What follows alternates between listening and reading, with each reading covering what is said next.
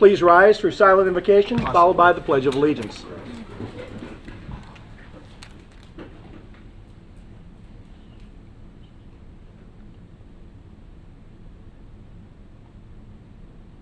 Amen. I pledge allegiance to the flag of the United States of America and to the republic for which it stands, one nation, under God, indivisible, with liberty and justice for all. Will the clerk call the roll, please? Councilmember Foley, Here. Councilmember Tremont, Councilmember Bastian. Here. Vice Mayor Stiltner. Here. Mayor Burnett. Here, we do have a quorum. First of all, I want to congratulate you and wish you the best. I'm kind of glad that you're subbing in at least one more time before you leave us, Shelby. We want to wish you the absolute best. I know that in some ways you're kind of pursuing a dream, so I personally have appreciated the things that you've done for all of us here, so best of luck to you. Enough of that. Let's get on to business. We're here to talk about the budget. Jamie, you want to tell us what we're going to be hearing? Sure, we have Finance Director John McKinney here. He's going to take you through some of our items related to the start of our budget season today. John? Mayor, Council, how are y'all doing this evening? Good. Doing good, John. Thanks. So the first thing I'd like to do is introduce my budget team. As you know, we've had a little bit of change up in staff and finance, so I just want to make sure I introduce everyone that makes it happen. We've got Robin Burris. So Hi. Robin here pretty much helps me with all, not that we don't do everything, but she's primarily my CIP projects individual. Then I have Robin Sigrid here, who helps me in all the operating line items of the budget. And I'm sorry, Sigrid Gold. Like Robin left, Robin came, say Robin came. so we have a Hold lot on, of you know, Robins in the and we're city. looking to hire another Robin, so this is like Oh my Robin gosh. left, Robin came, Robin's not here tonight. correct. Okay. So and then obviously everyone knows Linda Truitt, and then of course we couldn't do it without all the input from all the departments. So we're always appreciative of everyone throughout the city that helps to put this on. You also might have noticed that within the last hour you got another email of the presentation. It wasn't John making a bunch of changes at the last minute. Not that I can't do that, but our property appraiser within the last 2 hours sent out the pre-preliminary information. So of course, him sending this out obviously changed a couple of slides.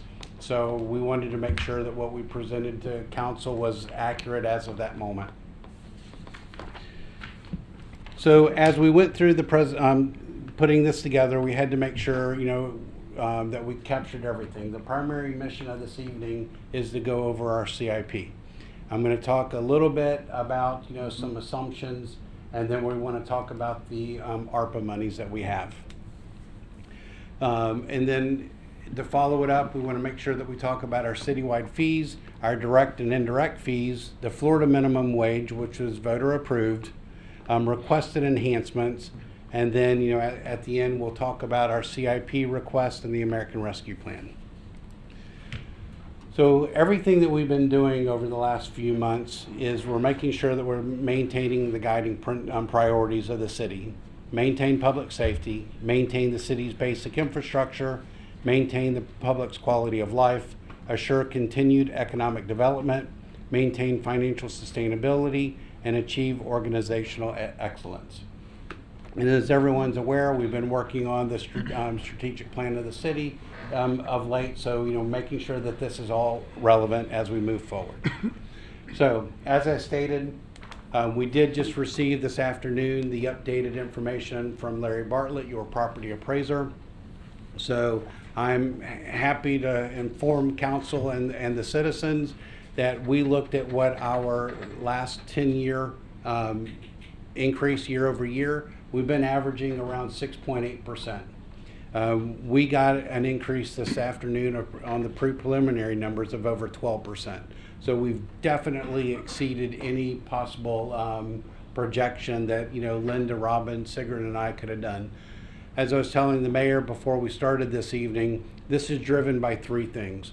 Obviously, we've had new home sales, so new homes are costing a lot more today than they were a year or 2 years ago.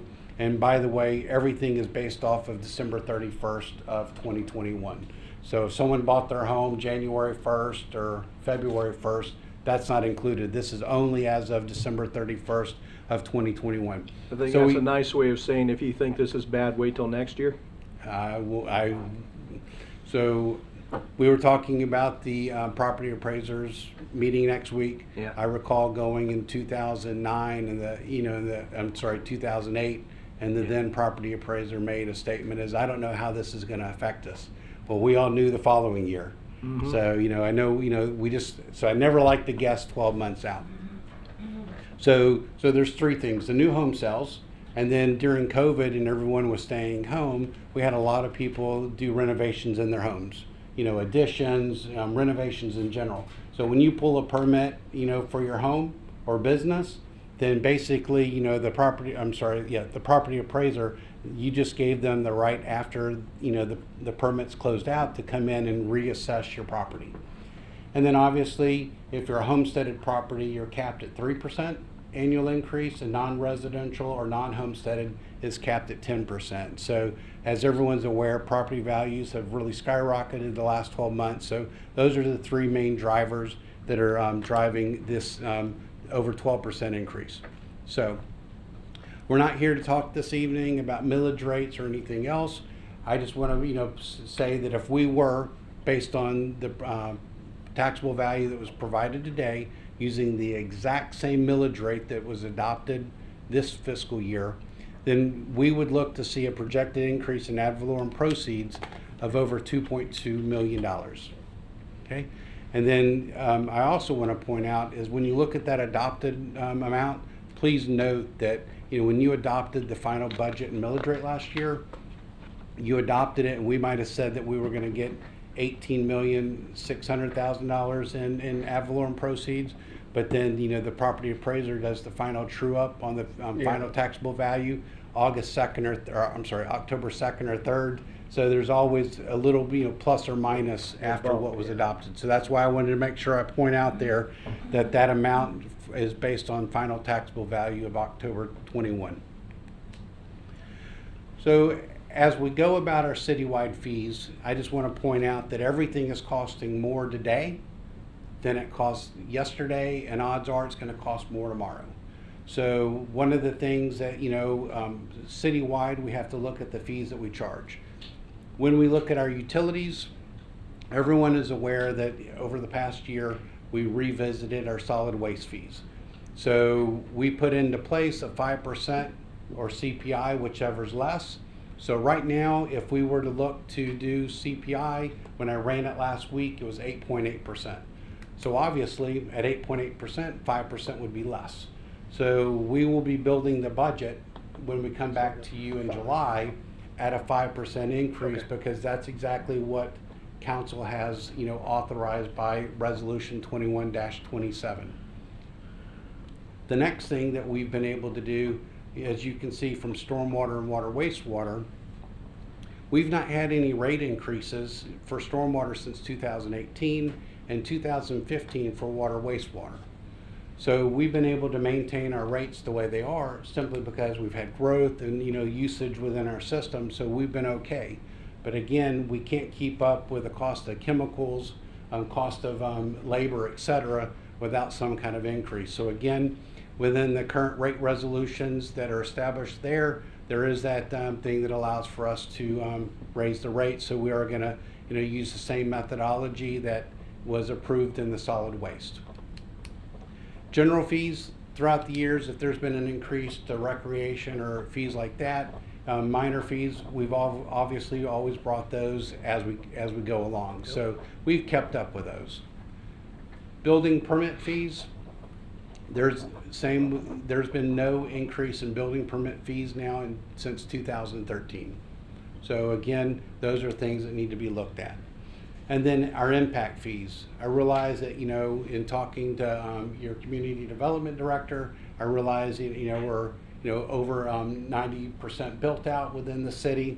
But again, we've not looked at any of our parks, transportation, or fire impact fees since the dates that are listed there. So it's been well over 17 years for two of them, and probably well over close to 30 years for the parks impact fee. So and why are we talking about all of this? Some of the times it takes a lot of, research and evaluation, comparing, our cost of delivery of our services. So we also have things, direct and indirect fees. We have cost allocations and payment in lieu of taxes. So in looking at all this, we haven't had any of that looked at over the last few years. So in speaking with your community development director, well, all of your directors, we've all agreed that we need to have this looked at, and we've discussed it with your city manager. He agreed, so we'll be probably bringing to you at the June 21st, whatever the next meeting is, not next week, 2 weeks after that, probably be bringing a request to go out for a citywide fee study. It'll be the 21st. Thank you, sir.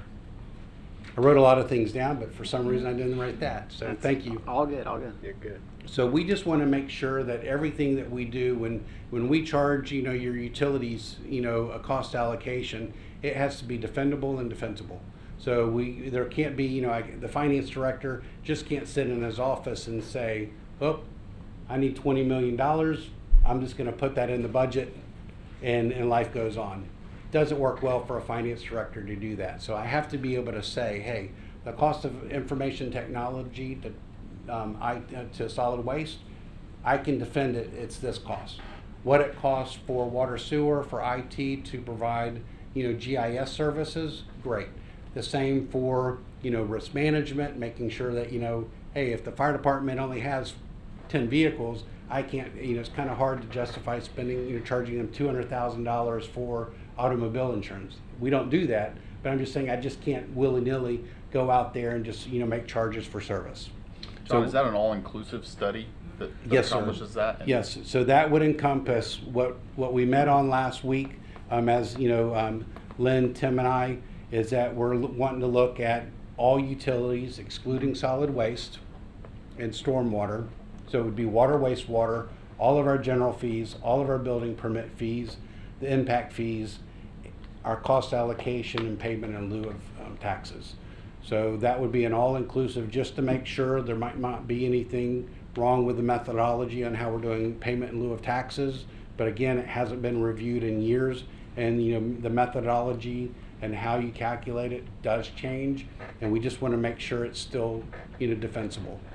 I just want to say I appreciate that, because this council has talked about memorializing the fact that we want all our fees looked at Yep. every 5 Yeah. years. Yep. And that is very consistent with that. Doesn't mean we need to change them, but the last thing we want to do, and Scott, you and I have seen this over time, where we really bite people when something hasn't been changed since the 90s, and you can't keep up. Things don't cost the same as they did.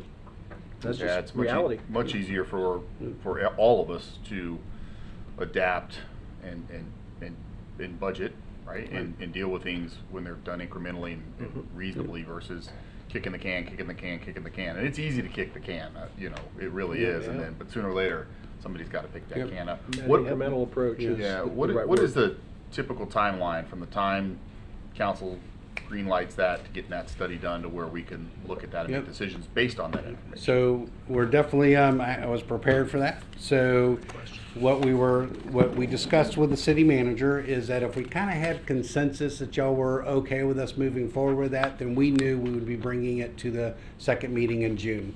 So we already know, after discussing it with the firm, is that they would be able, because right now we have a slated workshop on August 30th. So we would have them come back and present to you on August 30th the direct and indirect cost. And then we would bring back to council to workshop the utility rates and building permit rates and fees in either October, November. The reason for that is that, we provide water and sewer services to outside, jurisdictions, and you can only increase the fees in odd years. So we definitely want to take a look at that so that we can get that memorialized before January 1st of 2023. Okay. Okay? And frankly, breaking all that up a little bit for us so that we consume it that way is probably a good thing anyway. Yeah, well, I thank you for that because I don't even have enough staff that I can do all that concurrently anyway. So it's a lot of the same information, but it's vastly different information. Yeah. So it allows for the four of us here to put it together in a logical sequence. So, for example, for them to do a rate study for utilities, they got to know what the direct and indirect charges are. So that's the key factor of why we're doing that first, because we have to make sure that that is set in stone and council agrees to that before we can then start working on the utility rates. Yeah.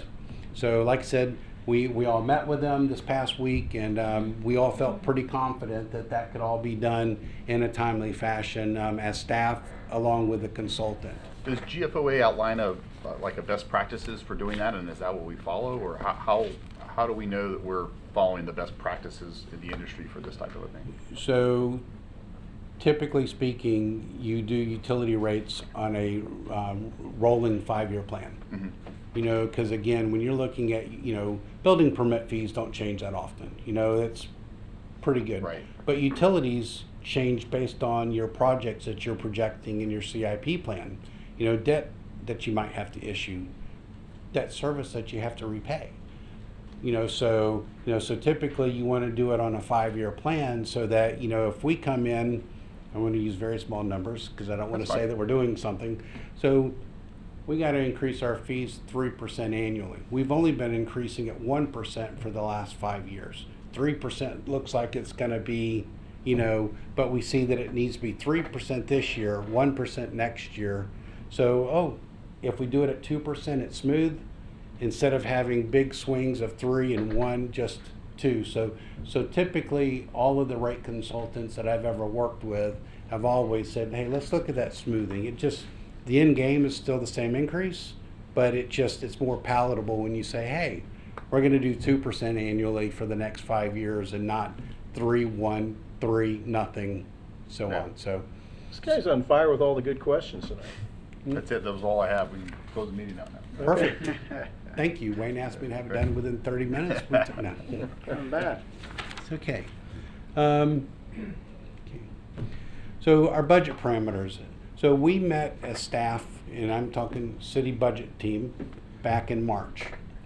So, as I said to you all ago, when we did this back in March, at the time, we were looking at a 9.1% increase over the last 12 months. So you can actually see that when I looked at this as of May 11th, the April 22 CPI, all areas had increased 8.8%. So when we met with the staff, the city manager gave us all the following 2 scenarios: 0% increase and a 3.5% increase across the board. And that's only for the operating expenditures. That did not include salary and benefits. So I can tell you that we're not there yet, but I can tell you that there was not one department that could come in at a 0%. All of our costs are up. So except for a couple of departments, we've pretty much all come in at 3.5%, but we're still working collectively to make sure that we have all the most up-to-date numbers, and that's part of the July workshop. So your budget team here, we're all responsible for the salary and benefits, so we're working on that. We have collective bargaining agreements that have dictate what some of our increases are. We're working on another collective bargaining unit on what their potential increase will be, and then your civil service individual. So we're working in all 4 of those individual employee groups, as we build the budget. Then obviously capital outlay and CIP. Well, this evening, as y'all know, we sent out this past week, the CIP request. The capital outlay, we met with Fleet and Public Works the other day, and we had to pull that off of this evening's conversation because prices have increased so drastically that the information that was coming out last week, we can't sit here and say a new police vehicle is going to cost this a new fire truck is going to cost us. And I won't say it tonight, but I about fell over backwards when I was told what a new fire truck was projected to cost, because it's far greater than what we've ever spent. So it's just, so we're working on those numbers. Our interfund transfers, all that's dictated on what council approves for CIP and capital outlay, so that'll be firmed up by the time we get to the July workshop. Debt service, debt is looking good. As you know, Lynn over here is dropping debt off in our utilities left and right every year, so we thank her for that. But she's going to be asking you for more debt here when we get to her fund here in a few minutes. And then our internal service funds. Same thing. Your internal service funds, whether it's your IT department, your fleet department, or your risk management fund, everything's going up. So we are, again, we're working with, all the individuals, the firms, the consultants that provide the information to us to build those budgets. So again, we're doing our best guess. I mean, as everyone knows, has anyone got their homeowners insurance renewals over the last few months? Has anyone been less than 10%? So everyone I wish knows it what was we're only dealing 10. with. I wish it was only 10. I'd have lived with that. Well, me too. Mine personally went up 20%. I about fell over I'd have lived with backwards. that. So, and then some people have been canceled and, they're struggling to find. So anyway, so just know that we're taking a very good guess on what our property casualty insurance rates will go up by for next year. And then replacement vehicles and essential commodities. I pretty much have already said this, but lead time. As Garrett and I, your fleet maintenance supervisor, were talking. I mean, I ordered 3 Tahoes, police Tahoes, September of 20, that only got delivered February of this year. So it took 17 months, I think, from order to delivery. Who would have thought? I mean, in years past, I'd always try and get the city vehicles. If you approved it September 20th, I issued the purchase orders on September 21st, the next day, and usually I was handing them over to the departments before Christmas. Those days are gone. Availability. Right now, if Joe over here needed a new vehicle, like I said, it might be 17, 18 months. So if he said I needed a new command vehicle, and because he needed one because it was broke beyond repair, I might say, Chief, the only thing I could get for you right now might be a GMC Terrain. Otherwise, John, if it's what you can provide, that's what I'll take for now. So everything's based on availability, and every day, as I said previously, pricing changes daily based on supply and demand and material costs. The cost of concrete today is definitely not going to be what it is tomorrow, and our road resurfacing program. So all of those items are based on that day's pricing potentially. Salary and benefits. So one of the things that your new administrative service director and I, along with Linda, Robin, and Sigrid, we're going to be working on the next 2 months, putting together the Florida minimum wage. As a reminder, this past November of 2020, 56.7% support within Volusia County, 60.8% support statewide. Why this is important is, recruitment. In speaking with Jamie, Melanie, and Bren, when we look to hire somebody, it tends to be that we have to go out and do a market evaluation because what we're offering is not what the market is supporting. So that's requiring more and more requests of the city manager to do an override based on what our starting minimums are. So that's, quite often majority of all of our new hires. So that will be something that we're working on. And then right now, our health insurance renewals, last year, if you'll recall, we had a little bit of a decrease. But that never happens with Florida Healthcare 2 years in a row. So we're expecting, based on claims, that probably at least a minimum of a 10% increase. It'll be great if it comes in at 8%, but reminder is that our premiums are based on a calendar year, not a fiscal year. So it's kind of hard for us to make a guess other than, hey, our claims are this, our premiums are that. We can kind of get a pretty gauge from Florida Healthcare, but we're taking a guess when we set the budget in September. Enhancements. So an enhancement request would be anything that involves new personnel, a new vehicle, or a new program. It's not a replacement. It's not when enhancement is not trying to replace your finance director or a existing fire truck, et cetera. It would be, we're trying to add an extra fire truck, we're trying to add an extra assistant finance director, et cetera, which we're not. But that would be an enhancement. So at this time, in speaking with the city manager and the department directors, until we've addressed all of our potential revenue streams, that there are no enhancements at this time. We'll bring them back in at the July workshop. And we've received a couple, by the way, but again, we got to make sure that we can support our existing operations and our existing staff before we do anything new. Same thing, requested position is an enhancement, but I just want to affirm there's nothing so far built into the budget for next year of new positions. Okay? So as we get into our CIP, I'm not going to go through these in any detail. I wasn't going to go line by line on these. I know everyone's had an opportunity to look at these, but I just want you to know that within our Fund 301, we have 1.175 million of year-over-year R&R that we do out of that fund. That is set in the budget year-over-year. Within 301, we also have new projects. So everything that is on this list right now is new funding for next year, and it's $472,000. And we're looking to a lot of this also has TPO funding or other grants. So not all of this would be a existing city funding through our local option gas tax. I thought Tim had a great idea.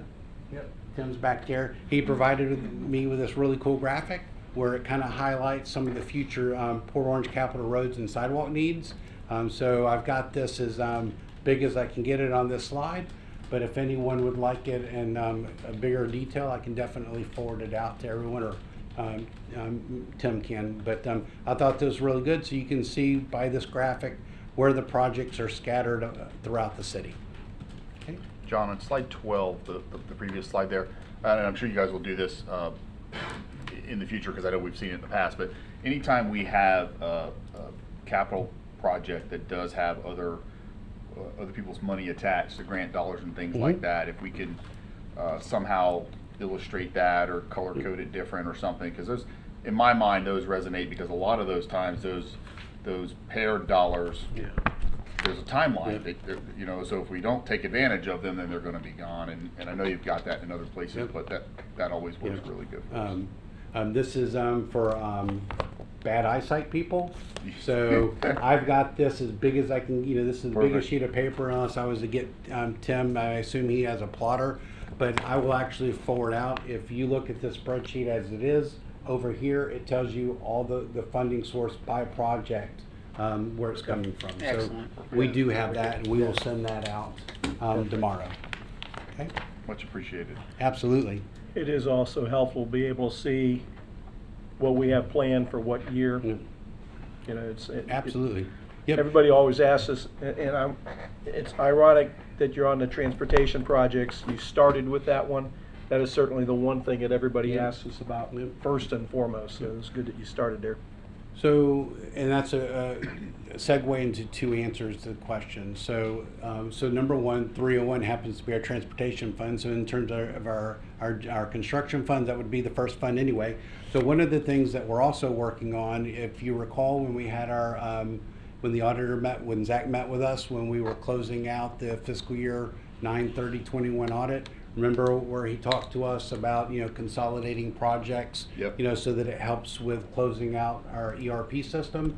So one of the things that we've done in this budget is that we've only put projects in Fund 301, 317, 403, We also created the new stormwater capital fund last week Okay. in the budget amendment. So we have Fund 413, which is the stormwater capital, and then Fund 420 for forestry. Those are the only funds that we will go forward with putting any CIP in. Not capital, capital's different, but Yeah. any CIP would be in those funds only. Okay, so that way, you know, if you recall, when we've gone through the budget process before, you might have City Center Park, I don't know all the park names yet, so Yeah. excuse me. You know, we might have a funding source that was, you know, in the CDBG fund, in the Fund 199, in 317, 301. So you could have had 5 different funding sources, so we would have, you know, had that same project maybe 5 different times. So when I send this to you, it will show you exactly where the funding is, so that, you know, it's not that we're doing it in less funds, it's just, well, we are doing it in less funds, but the funding's still coming from the other places as a transfer. Okay? As we get into our general construction fund, which is Fund 317, you can see as it is right now that we have over $10.8 million in request. So, you know, this will kind of come up in the next one as we're talking water, sewer. But just know that I've already reached out to Toby and Mark, you know, our financial advisor and underwriter, so that they can take a look at projects that would make sense to fund through a debt issuance, whether that's a bank note, 7 years or less, whether we're doing an internal loan, whether we're going out for bonded debt. So every project that we do, though, if we're looking at bonded or any kind of debt, we're also looking at the useful life and the potential funding sources. If we're looking at City Hall, $8 million seems like a lot of money. It is a lot of money. But if you're looking at all the potential funding sources, you know, there might not be more than 2 or 3 million in one area that's paying for it, and they could pay for that in 2 to 3 years. You know, so again, you know, the duration of the debt service would be based on the ability to repay. Okay. So all of these projects are obviously needed projects within the city, but again, everything would be based off of available funding. So that's why when we, you know, as you look at these projects, please make time if you want to meet with me and the city manager and or the director that might be responsible for it. And that's why on the left, obviously you can see, you know, which ones are fire, which one are public works, and which projects are parks and recreation. So, you know, between the director, the city manager, and I, please sit down with us and we can provide you with funding strategies or more detail on individual projects. Okay. Water sewer. So again, I just kind of going back to Mayor, a comment that you made, this is only for next year. Okay, so, you know, the sheets that are on, that I provided you last week via email through Robin and Shelby, what's on the website that's been provided for our citizens to review, this is your 5-year plan. So again, as you go through the projects that we're requesting for New Year funding too, you also might have something that you might know that you provide the Wayne that says, hey, you got something that's slated for 23, 24. I go over there all the time. It needs more immediate need. So why is that not in 22, 23? Or I don't see that this item is as bad. You know, why is this 23, 24? I think it should be 25, 26. Those are just the kind of feedbacks that you would provide the Wayne, and everyone that's back here would then say, hey, here's why it's in this year. You know, you might not be aware of this, you know, underground infrastructure that needs immediate need, and that's why it's in this year. So again, it's a concerted effort.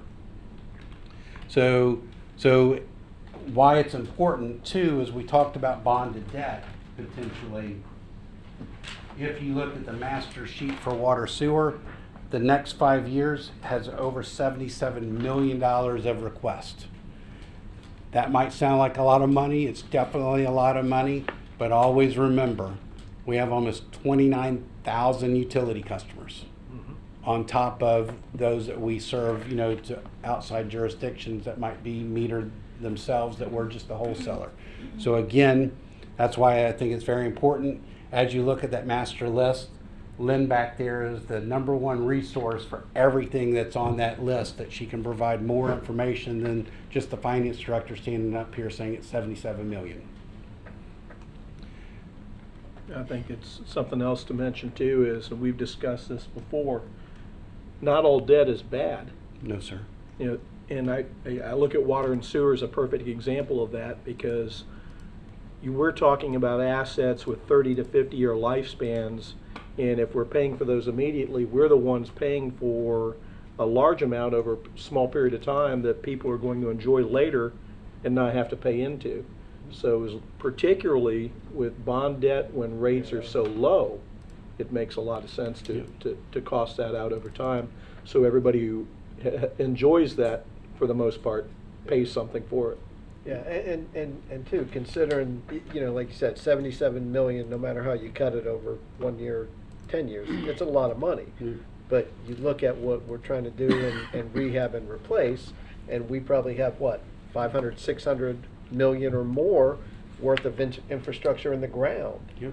And so, I mean, it might be $1 billion worth of stuff underground, and, you know, based on when it was put there, it has to be maintained and or replaced. So, yeah, it's costly, but we're protecting our investment that we've made over the past 50 years, 30 years. Well, even if you break that down, 77 million, 29,000 customers over a 20-year span, that's $130 a year.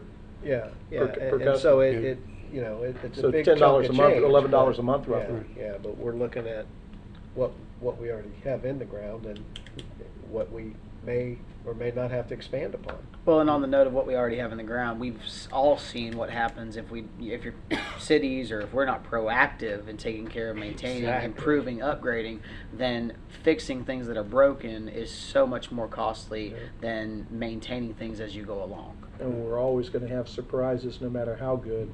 It's just you minimize those surprises with good planning, Yeah. but you're still going to have them, aren't we, Lynn? Unfortunately. So, The fewer the better. So I've done this a few years, and I would just sit here and say to mayor, council, if I was looking at these projects, you know, and you know, I've only known Toby a little while, but I've worked with Mark as an FA for, you know, close to 20 years. Him and I are on the same page. I would sit here and say, mayor, council, these are projects that you would pay as you go. These are small projects. You know, why would you want to issue debt for a 41,000 right turn lane? Okay. You know, the majority of these, you know, obviously the 8 million and maybe the new restroom and floating docks, you know, you might, you know, do one issuance, you know, for the concession stand and floating docks, but it might only be a 2-year repayment or 3-year repayment. It's not going to be a long-term thing. If you're doing a city hall renovation, you know, that includes, you know, an HVAC, I'd probably do that one for 10 years. You know, and the reason for that is, you know, there's something major that's going to have to probably be replaced on an HVAC within 10 to 15 years. I was getting ready to ask, how long are HVACs usually good for of this kind of? So Usually I've 10 to seen 15. chillers in police stations replaced after 10 years. You just never know. I mean, New Smyrna, I know for a fact, had to replace theirs. You know, and that was built, I want to say in 2008 or 9, somewhere in there, you know, time frame. So it you know, just sometimes it has to be replaced. I mean, it's close to the ocean, so you've got the salt. Content. Yep. Correct. We live in the state where it gets utilized Yep. very frequently. Absolutely. So you just never know, you know. I mean, you know, I don't know. Joe was telling me he had to get an AC. How old, sir, was your air conditioner?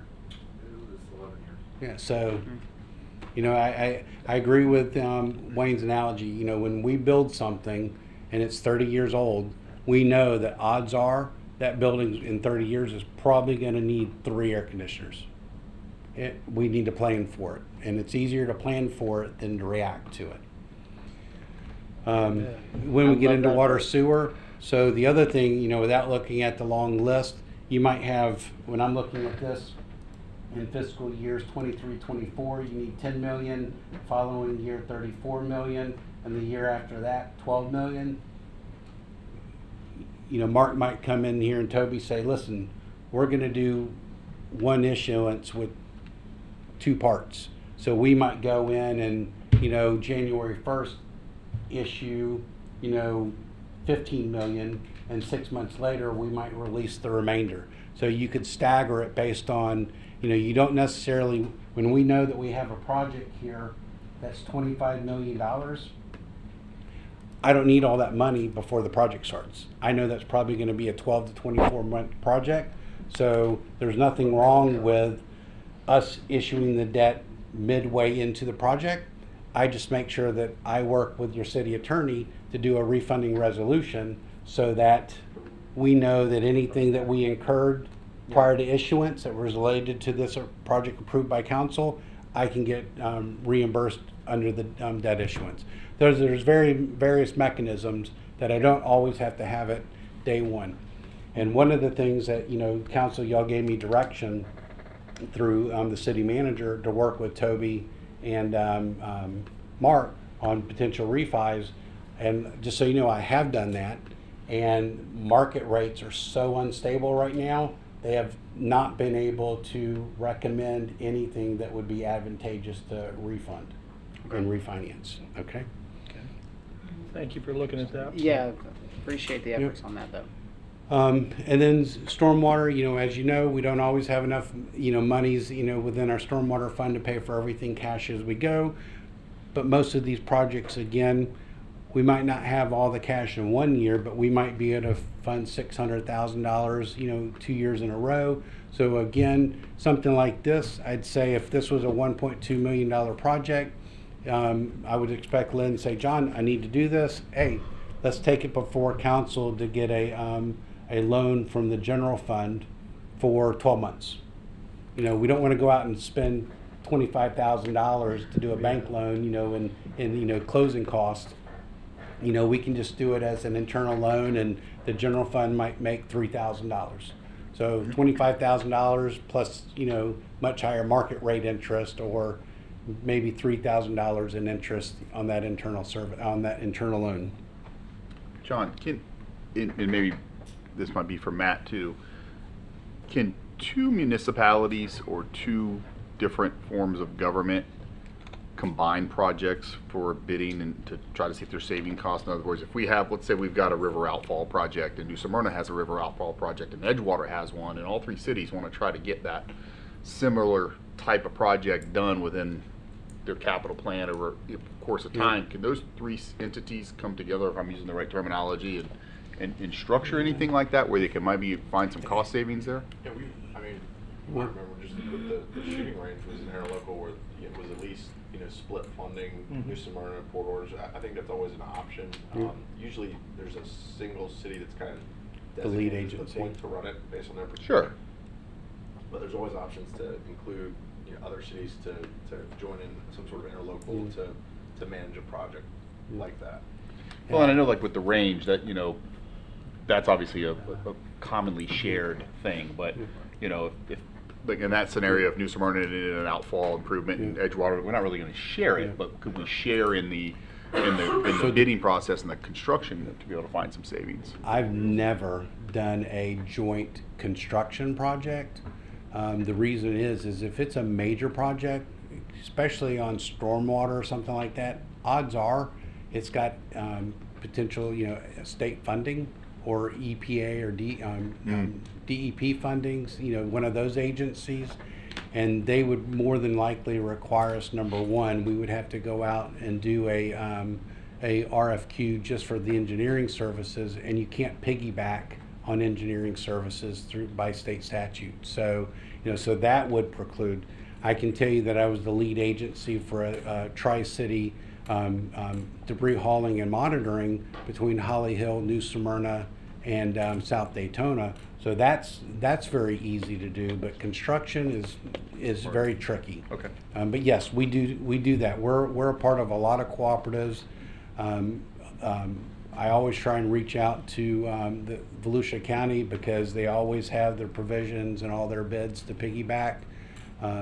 Plus, I look at it as they're a lot bigger than us. Their economies of scale are bigger, so we tend to get better pricing from that. Okay. And then forestry, you know, we have the land west of the city. I've yet to see it yet. I look forward to seeing all this in the future, but we're looking to build a storage barn out there. Okay.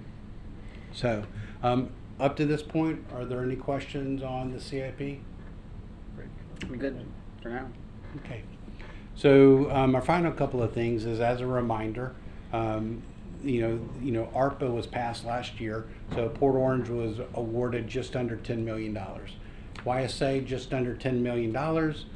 The Treasury just released back in March the final rule on how to, you know, spend the money, which was great for us. So anything under $10 million, where'd it go?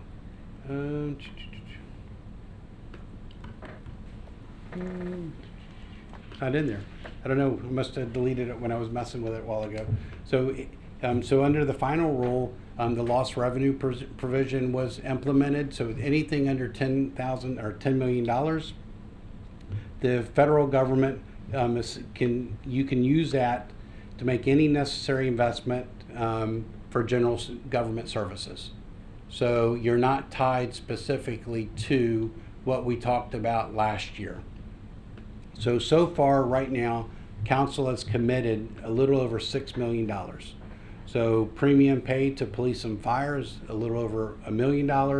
We have the Halifax River Sewer Force Main of $3 million and the Halifax River Water Main 16-inch of $2 million. So those have already been committed, and I forget which project it is, but we already have joint monies between us and Ponce Inlet for the sewer force. Shores, thank you. So we already have, you know, a joint project, but again, we're doing the project, you know, they're just providing us their funding for it. So it's not that we would be bidding it separate, they're actually providing us funding. So again, in speaking with the city manager though, you know, I would sit here and say, hey, you know, one day we're going to be audited by the federal government or one of their auditors. So, you know, we could sit here and say, hey, let's stick to the 5 areas, but we're not required to. So I just want to reiterate and give a few items for suggestion. I'm not saying that's what we need to do. I'm just giving suggestions. So as you look through this list that we've provided to you, you can provide feedback. But as a reminder, there were 5 areas that were in that initial rule. Support public health expenditures, which could be, you know, provide for overtime for police and fire. If you were doing COVID shot clinics, you could pay for that. So it was very specific on what you could use that. A lot of that, though, if you'll recall, was more at the county and state level versus local, the things that you could use it for. You could address negative economic impacts. So you'll see on a future slide here that we really didn't, by the federal government's calculation for lost revenue, we really didn't lose any revenues. Not to say that you know, our surrounding businesses. So I know that in some cases cities have used this segment to provide for tourism related advertisements, etc. We also replaced lost public sector revenue. I already said we didn't. We've already used it to provide premium pay for essential workers. So I don't know what your definition of essential workers are. It doesn't necessarily mean it's just public safety. I can tell you the city that I came from, when this was coming down the pike, every employee was essential. Okay? And then invest in water, sewer, and broadband infrastructure. There was really no caveat on water or sewer. You can pretty much do any project that you wanted as it related to water, sewer. And for broadbanding, you wanted to lay fiber optics, you needed to provide Wi-Fi to people because they're now in the parks because of COVID, you couldn't, you know, congregate. That was all part of that initial guidance. So one of the things that in speaking with your fire chief and the city manager, so we are in the 24/7 transportation business for the citizens of Port Orange. Our current primary transport unit is a 2016 Ram with over 100,000 miles on it. We got it used. We also have a a used, actually, we're now the third owners of this unit, because I bought that unit when I worked for Edgewater and it was used. So that one has over 147,000 miles. That was donated to us. So a potential good use of this funding would be to go out and buy a new primary unit so that we could, send to auction that 2005 unit, and then that 2016 Ram would be our backup unit for when the primary is down. Again, I bought a few transport units in my time. 4 years ago, that would have been 177 to 195,000. So you can see those costs have just Nearly double. Yes, sir. So, and again, these are just things that the price is not going to get cheaper. It's probably going to get more expensive. So if any of these things that we tell you that you're okay with it, then I would, just make the suggestion, please let the city manager know, because that money is already in the bank. And if that's something that y'all find that would be a good use of ARPA, then if the city manager knows, then we can work to get these items before you for approval, because obviously it would need council action to issue a purchase order contract in that amount. Council, what do you think? Because that's something that we would have to replace on our own with tax dollars. Absolutely. With Yeah. ad valorem dollars. Yep, and you got a 17, almost 18-year-old backup unit. And we're looking at, the estimate Friday was 13 months minimum on these currently. Yeah, and that's the other part of it is lead time. Currently. Yeah. I was gonna say the thing about this most of all is lead time. It's not like you can just go pick up another transport unit down at the auto mall. And no, and you're right, and the lead time could get worse, not better, in the short term, next 18 months or whatever. Long term, it'll get better, but So with the short term, plan- Yeah. we don't even know what the short Yeah, term. but we don't know, we How can't long is predict the when short term gonna be? You can't predict when it's gonna get better long That's right. term. So the plan would be to sell the 05, make the 16 the backup, and put the new one out, or would you? That's correct. That's or, correct. Or would you continue to use the 16 and leave the new one sitting around until the 16 goes dead, and then So, kick per the your new one in? fleet supervisor and the fire chief, we can't, that 05 isn't reliable enough. Right. As is.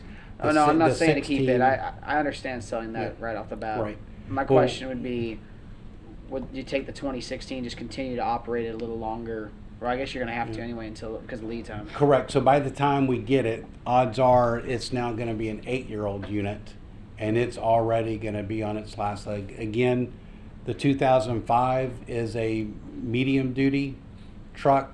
The 16 it's not a light duty, but it's a 4500. So it wears out a lot faster than that 2005. So again, that's more appropriate for your fleet and your fire chief to comment on, but it will probably be on its last leg by the time we would get a new unit. So to continue to run it as a primary, it would just be more cost prohibitive. So I will let you know that Garrett and I met this afternoon. When we come to you in July on the fleet replacement schedule, we will actually provide you not only current mileage, life to date cost, and price per mile and miles per gallon on every vehicle. So we will be able to show you, hey, it's on the schedule, but it's only got 11,000 miles. We think we can get 4 more years out of it, because it's not costing us anything to keep it in the fleet. Well, this item right here is 6 years old, and it's costing us, we've already had to, put a new transmission in it or something. So that's just information we want to make sure you have when you make that decision on your fleet replacement in July. What happens if you you get rid of the oldest one, that's a given, but if you maintain the one and use the new one as the backup, when the old one gives away, you go to the new one, then you've got no backup. The only way to have a backup is to go get another new one, and then we're spending even more dollars. Well, with the lead time, I don't think it matters anyway. My Yeah. my point's kind of null. It's not like, again, we're not Get it buying here, get it into service? Yeah. Yeah, Are we in consensus? absolutely. Well, no, we're not. Okay. So, So, with this particular program, this is one of the few service programs that actually we turn a revenue in. Why not set this up to allow the program to pay for this itself as we're going along, especially with the lead time like that? So, when we've looked at all the numbers that continually are presented to us, we're always impressed by how well this does and the revenue that having this particular service for our community generates. Why not set it up to let that pay for itself, as opposed to, especially knowing that there's that much lead time in order to get that in? So we met on that 2 weeks ago, 3 weeks ago. So yes, your fire chief and I already met on that. So we're not there yet. It's coming, because we just went to 24/7 January 1st. So we don't have enough data yet to say everything's there. So give us, at the July workshop, and we'll give you a much better idea. But again, That's fine. I 100% agree with you. I come from a transport, city, and that's exactly what we did. We were able to show that I had an amortization, that I could show that every 5 years I could replace it on the revenue generated. And that was the discussion we had several years ago. So back in 16. for you, for him, for everybody, a lot of Yep. play. So I'd like to try to, before we commit to something like this, I'd like to delay that decision just a little bit longer to see, because ideally that would be fabulous. I mean, that's kind of the commitment we've taken. That's some of the results we've seen. We're kind of, I know there's, to some degree, there's some hopes there, but as we have met and exceeded some of our expectations, that would be mine, is that it's a program that we can reinvest back for the taxpayers with the revenue that's generated through the program, and it washes itself. Well, let's take a look at all the data. Yeah, It of might end course. up being some kind of a hybrid. Yeah, in yeah, that regard, too. exactly. Yeah, Right. some of it. Well, so one of the things I can tell you without even ARPA or no ARPA, this is a vehicle that's got to be replaced. So this Sure. is coming to you in July Right. regardless. Yeah. But this would be something, if we don't use ARPA, this would be a 5-year banknote. I think we're all sitting here saying, yeah, we agree we need one, but Oh, yeah. we're talking about the best way to do it, not Absolutely. not a And yes or there's no. no question about needing it, that's for sure. And Mayor This is and not a yes Council. or no. This is the best way to do it. Right, so as he continues the presentation tonight, there are some examples. This is examples, I think that Sure. there's no pressure from the council to give direction. There's Yeah. a couple more examples of things that could be spent with the ARPA funds tonight, so we don't have to provide that direction tonight. Okay. John, I got a question. With the old unit, the one that was donated to us, the 05, could we pay it forward and donate that once to a small volunteer department or something? Yep. I mean, it was donated to us, but is that something, is that doable, or does it have to be Happens auctioned? all the time. Good idea, but I'd like to know what is the revenue of the unit. Yep. I mean, if we're going to auction it out and sell it, and it's revenue that we put back Yeah. into something like this for our taxpayers, I got to Well, look at that. so- yeah, but especially in I'm times we're in just now. specifically talking to the donated unit. So I can tell you this, so the vehicle that I replaced this one with was a 1997 unit from Seminole County. When we sold it, we got a couple $1,000s. Okay, but that was back in 2011. Yeah. Okay. So I sold a vehicle at auction in January. It was a 2007 F-150. Did not have a working transmission. Got $19,000 for it. Yep. That's why I knows? want to see it. I want to know what it would Yeah, fetch. right. That's the To somebody that might be worth But 30 I grand. could not tell you what it It's a would fetch crapshoot. until it goes to Yeah, we auction. were- I mean, I could take a best guess based on, what transpired at a recent auction, but I mean, right now, we have, no idea. I mean, Uh-huh. people are getting more monies for vehicles when they sell them right now than they might have paid for them, 2-3 years ago. So it's just a bad market, different market. Okay, so we've already gone through all of this, so I don't have anything to add to this slide. We already covered all of these points. So as we get into the final category for ARPA that would fall under the initial rule, these are just suggestions. As I stated, we have less than $4 million available, but there's $9.2 million worth of projects that are that could be shovel ready and comply. As a reminder, And it, all the ARPA money has to be spent by 2026, the end of 2026. So we have to make decisions, you know, over the next couple of Yeah, months yeah. on how we're going to spend the remaining $4 million soon. So and these are And additional. they have to be, it's money that has to be spent, not budgeted. has to be not spent. Right, and I think Project that's, has to be completed, right. Not allocated. completely And paid I for. think that's a good point to make sure we remember up here on the dais. It has to be money spent, not allocated, so. So These You trying to water catch up with projects- Scott with the good points here? I got a long way to go. Additional to the Force Main and the Halifax River water line. These are additional. Additional. On top of that, five. Yes, sir. Whatever million, okay. yes, sir. Okay. So the final options, because we fall under the less than 10 million rule and, you know, the monies that we receive. So if we had gotten 13 million, we could follow this 10 million rule for the first 10 million, but the other 3 million would have had to be. The initial. Yes, sir. Okay. Okay, so we budget $800,000 annually for road resurfacing. We have police department needed generator replacement that, you know, last year we thought it to be 900,000. It probably worth 1.4, 1.5 million. Wasn't that in last week's consent agenda? In the, That was the rental. oh, Yeah. okay. Yep. I was gonna say, I remember the Yeah. reference. Yeah. Which also yeah. had a huge price tag to it. Yep. All right. So we can use it to go towards the Florida minimum wage. We could use it for the park replacement, city hall renovations, a portion of it, the various playground replacements throughout the city. You know, as Wayne stated, you know, with Workday is only, you know, is the central hub, but there's other surrounding programs that work in conjunction. So that's one of the next things on the future outlook is budgeting software and network enhancements. If, you know, we wanted to put, you know, just as a pie in the sky, you wanted to, you know, IT said they wanted to put the new server over at near the annex in one of those auxiliary buildings. I could, no questions asked, use that money towards doing that, you know, Project. running a major fiber optic line from there to City Hall. For whatever it's worth, I'll just say this now, and I think most of the councils said this at some point probably before, is I don't have any interest in using any of the ARPA money for anything that's recurring. So the Florida minimum wage, that, you know, that's a recurring expense, and this is one-time funds, and I know that's been the path the council's taken long before I got up here, but I just want to make sure I state that now, that it's one-time money, definitely don't want to attach it to a recurring cost.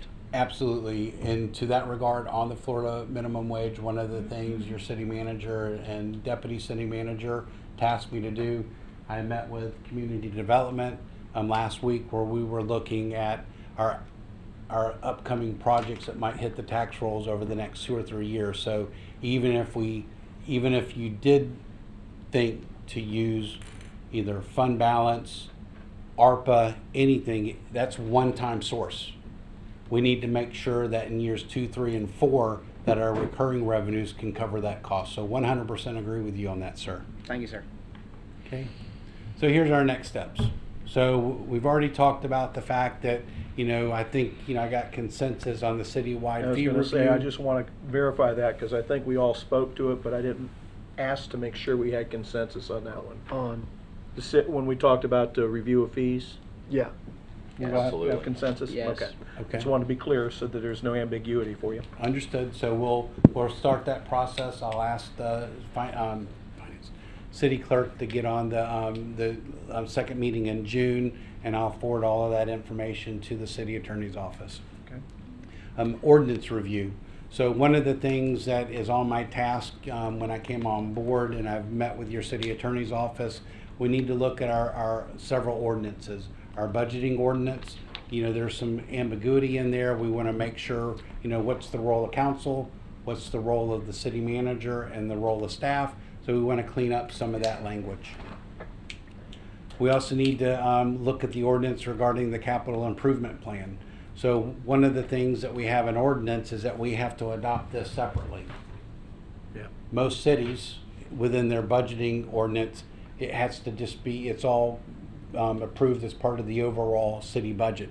So you're doing one resolution that encompasses your operating, your CIP, your capital outlay, and all other funds. So you know, that is completely legitimate, and that's something that I'm working on with your city attorney's I office. couldn't agree more. Once we've done the hard work, it's one yes or no at that point. That's- Worked on each component, put it together, so. That's correct. So it still would be approved by resolution. Mhm. It just would be, you know, one time, you know, because obviously, you know, y'all have been at the meetings, not for me. That's just usually something that takes, you know, 1 minute, and we can do that 1 minute as part of our overall budget resolution at the initial and final public hearings. And then purchasing, so, you know, we're wanting to make sure that, you know, everything that we have within our purchasing ordinance is up to date. Most of the three of these items, most of that hasn't been touched since initially adopted in 1981. There's been a lot of change, whether it's GFOA best practices, procurement best practices, you know, CIP. There's been a lot of changes, and I just want to make sure that it's up to date and we're, you know, in the day, That not one makes me yesterday. very happy, because that's something I've been asking about for quite a while, so I'm glad to see you tackling that. And all of those, we want to, you know, so for the budgeting and CIP, that would be something that we would be bringing at the, we only had the one meeting in July, so the second meeting and then the August 2nd meeting. So we just want to make sure all of those, the budget and CIP are completed before the August 2nd meeting. And then the purchasing one, and I say that because that would set the tone on how we pass the budget resolutions and millage resolutions in September. Purchasing, there's definitely a lot of things in there that need to be updated, but we wanted to make sure that that's just approved no later than the first public hearing, you know, meeting in September, and that would be effective October 1st, because you don't want to have purchasing policies that are, you know, split fiscal year.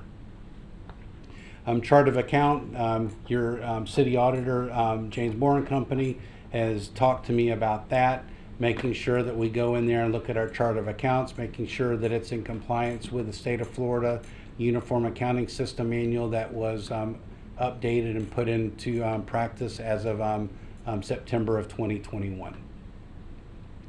So just a couple of items here. As stated, we will be having our next budget workshop will be June 28th at 5:30.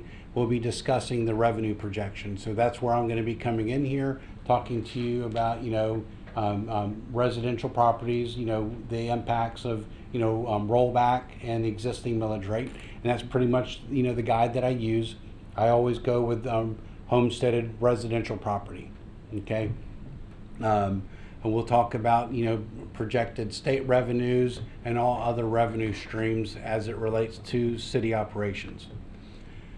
Currently, right now, I have slated with the city manager that our operating and capital budgets would be on Tuesday, July 26th at 5:30.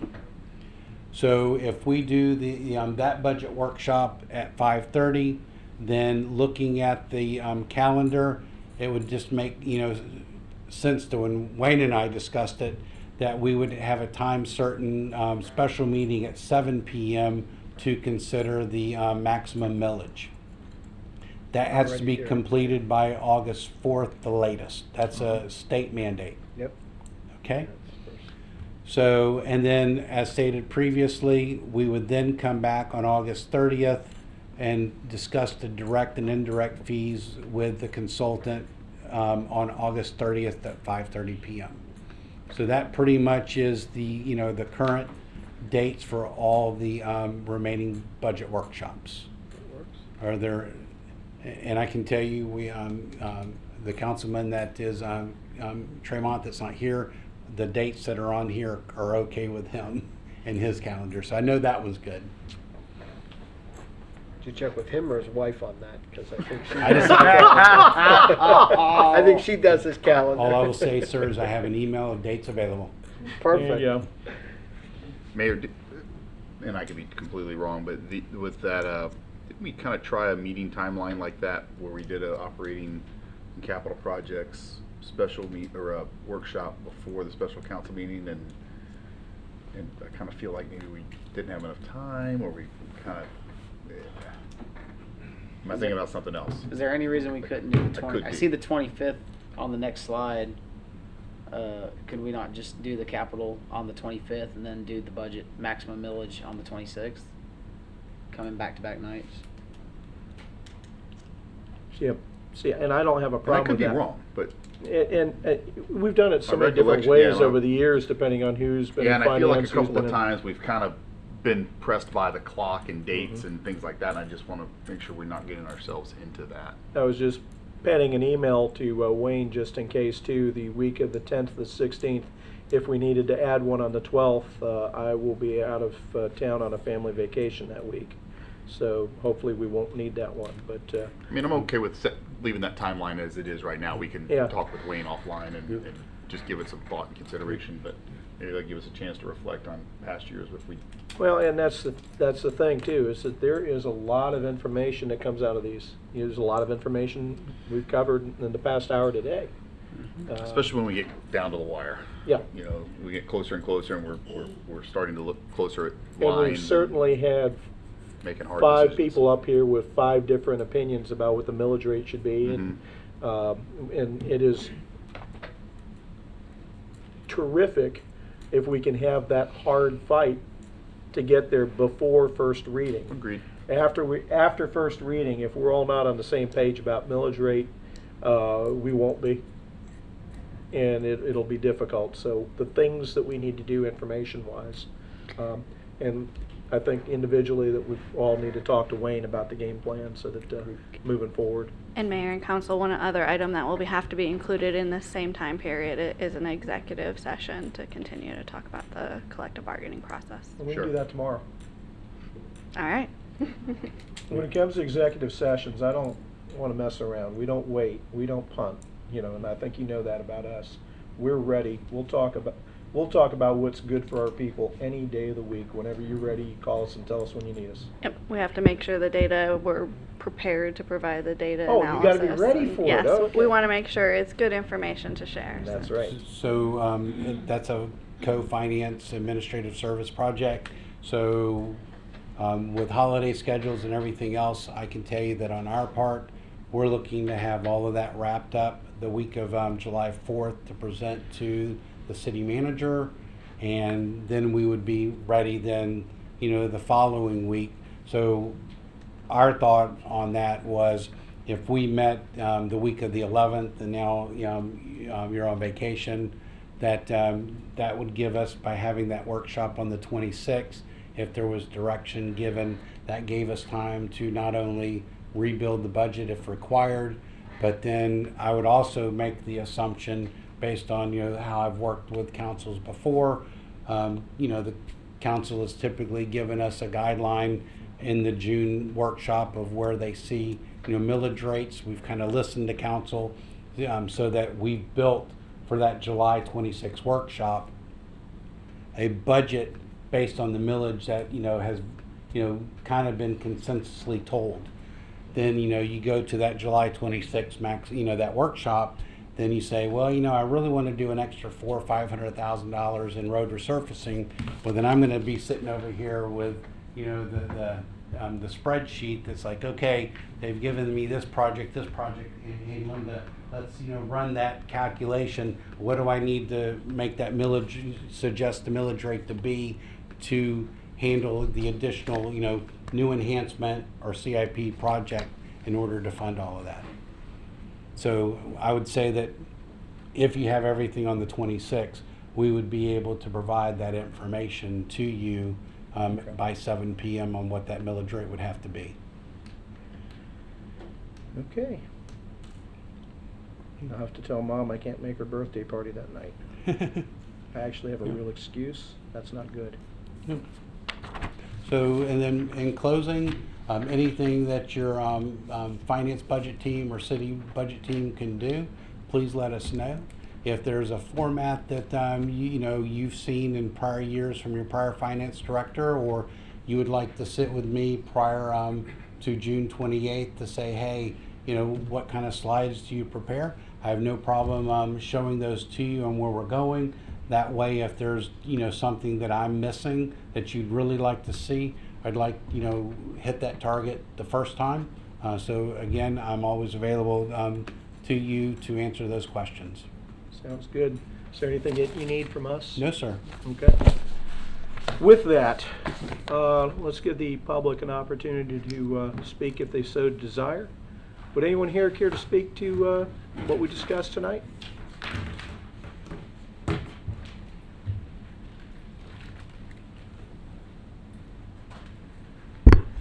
Mayor, council members, Robert Reinhagen, 1425 Dexter Drive North, Port Orange. With regard to the discussion about the fire ambulance or whatever it was, to me, we are providing a service to the county because of their failure to do their job. And so if we need a new ambulance, I think we should be getting them, the county, to pay part of it or a good portion of it. Maybe even they could go buy their own unit and donate to the city one of their used units. But for us to go out and buy a new unit, it seems inappropriate. Thank you. Thank you. Thanks, Robert. Anyone else like to speak tonight? There being none. Council, any comments before we move on? I think that's the beauty of a workshop, is that most of those questions and comments happen as we move through the process instead of at the end. They roll out. Yep. With that, Jamie, thank you very much. Appreciate everything that you've done for us. This is your last hurrah up here with us as well. You'll be moving on to bigger and better, I hope. I hope it's better, because it's certainly a bigger position.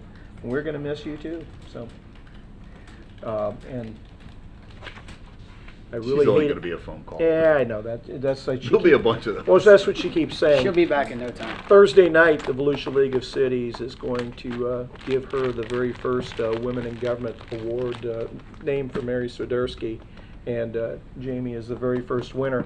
So what I am proposing is that we have no more winners come from Port Orange. We're not going to nominate anybody who's qualified anymore, because we don't want them getting promoted or moving on to bigger and better pastures with these awards they're getting because of the wonderful work they do. So I'll be there for that Thursday night. I'm looking forward to that. If nothing else comes before us this evening, everybody have a good night. Thank you. Beautiful.